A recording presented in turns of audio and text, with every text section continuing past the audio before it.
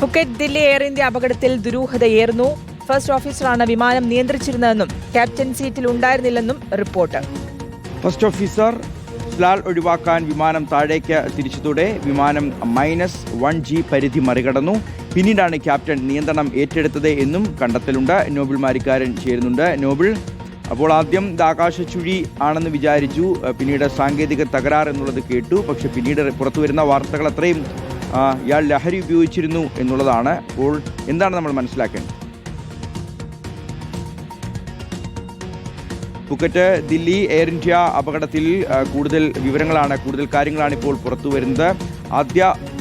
ആദ്യത്തെ ഒരു പരിശോധനയിൽ തന്നെ ലഹരി ഉപയോഗത്തിൻ്റെ സൂചനകളുണ്ടായിരുന്നു. രണ്ടാം പരിശോധനയിൽ ലഹരി ഉപയോഗിച്ചിട്ടുണ്ട്, അത് കഞ്ചാവാണോ എന്നുള്ള തരത്തിൽ പോലും സ്ഥിരീകരണം വന്നുകൊണ്ടിരിക്കുകയാണ്. അങ്ങനെയാണെങ്കിൽ വരുത്തിവെച്ച ഒരു അപകടമാണോ, ഈ പൈലറ്റിൻ്റെ സ്വഭാവദൂഷ്യമാണോ അപകടത്തിന് കാരണം എന്നുള്ളതാണ് ഇപ്പോൾ പ്രധാനമായും ചർച്ചയാകുന്നത്.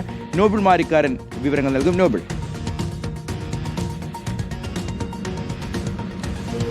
ഷിയാസ്, ഫുക്കറ്റ് ദില്ലി വിമാനം കഴിഞ്ഞ ദിവസം ആകാശച്ചുഴിയിൽപ്പെട്ട് വലിയ അപകടം ഉണ്ടാവുകയും നിരവധി യാത്രക്കാർക്ക് 11 പേർക്ക് പരിക്കേൽക്കുന്ന സാഹചര്യം അടക്കം ഉണ്ടായിരുന്നു. യാത്രക്കാർക്കും ക്യാബിൻ ക്രൂ അംഗങ്ങൾക്കുമാണ് പരിക്കേറ്റ്. ഈ സംഭവത്തിൽ വിശദമായ അന്വേഷണം നടക്കുമ്പോൾ ഇപ്പോൾ പുറത്തുവരുന്ന വിവരങ്ങൾ അല്പം ആശങ്കപ്പെടുത്താണ്. കാരണം ഇതുമായി ബന്ധപ്പെട്ടുകൊണ്ട് വിമാനം നിയന്ത്രിച്ച ഫസ്റ്റ് ഓഫീസർ, അതായത് ക്യാപ്റ്റൻ സീറ്റിൽ ഉണ്ടായിരുന്നില്ല എന്ന് റിപ്പോർട്ടുണ്ട്. അതോടൊപ്പം തന്നെ സെക്കൻഡ് ഓഫീസറാണ് ഇതിൽ വിമാനം ആ ഘട്ടത്തിൽ നിയന്ത്രിച്ചിരുന്നത് അടക്കമുള്ള വിവരങ്ങൾ പുറത്തേക്ക് വരുന്നു. വിമാനം ഏറെക്കുറെ -1G പരിധി മറികടന്നപ്പോഴാണ് തിരിച്ച് മെയിൻ പൈലറ്റ് എത്തുകയും വിമാനം തിരിച്ച് അതിൻ്റെ യഥാർത്ഥ പാതയിലേക്ക് തിരിച്ചെത്തുകയും ചെയ്യുന്ന വിമർശനമൊക്കെ ഉണ്ട്. അതാണെങ്കിലും ഈ സംഭവത്തിൽ നടത്തിയ പരിശോധനയിലാണ് ലഹരി ഉപയോഗിച്ചു എന്ന സംശയം ആദ്യഘട്ടത്തിൽ ഉണ്ടായത്. ആദ്യഘട്ട പരിശോധന പോസിറ്റീവായിരുന്നു. പിന്നാലെ ഇതുമായി ബന്ധപ്പെട്ട വിശദമായ പരിശോധന നടത്തിയപ്പോൾ രണ്ടാമത്തെ പ്രധാന പരിശോധനയിലും ലഹരി ഉപയോഗിച്ചു എന്ന തരത്തിലുള്ള റിപ്പോർട്ടാണ്, പോസിറ്റീവ് റിപ്പോർട്ടാണ് ഇപ്പോൾ ലഭിച്ചിരിക്കുന്നത് എന്നാണ് അറിയാൻ കഴിയുന്നത്. ഈ പൈലറ്റ് കഞ്ചാവ് ഉപയോഗിച്ചിരുന്നു എന്ന വിവരം പുറത്തേക്ക് വരുന്നു. ഇത്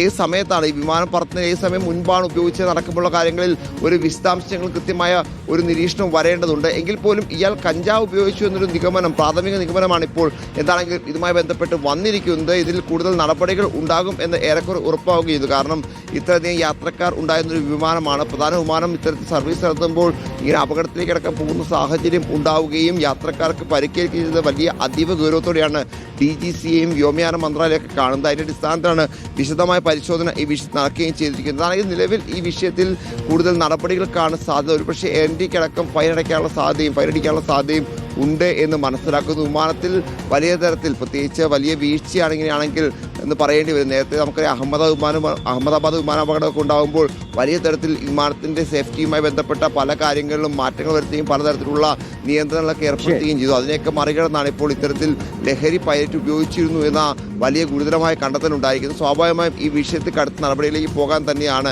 ഇതുമായി ബന്ധപ്പെട്ടുകൊണ്ട് വ്യോമയാന മന്ത്രാലയം തീരുമാനിച്ചിരിക്കുന്നത് എന്ന് അറിയാൻ കഴിയുന്നു. കഴിഞ്ഞ ദിവസം Air India CEO വിളിച്ചു വരുത്തുന്ന സാഹചര്യം അടക്കം ഉണ്ടായിരുന്നു. എന്നാണെങ്കിലും ഈ സംഭവത്തിൽ ഇപ്പോൾ പൈലറ്റ് ലഹരി ഉപയോഗിച്ചിരുന്നു എന്നൊരു പ്രാഥമിക റിപ്പോർട്ടാണ്. പ്രാഥമിക റിപ്പോർട്ടിലും പിന്നീട് പ്രധാന പരിശോധനയിലും അങ്ങനെ ലഹരി ഉപയോഗിച്ചു എന്ന വിവരമാണ് ഉള്ളത്. അതിന്റെ അടിസ്ഥാനത്തിൽ നടപടി ഉണ്ടാകുമെന്ന് മനസ്സിലാക്കാൻ കഴിയും. ശരി.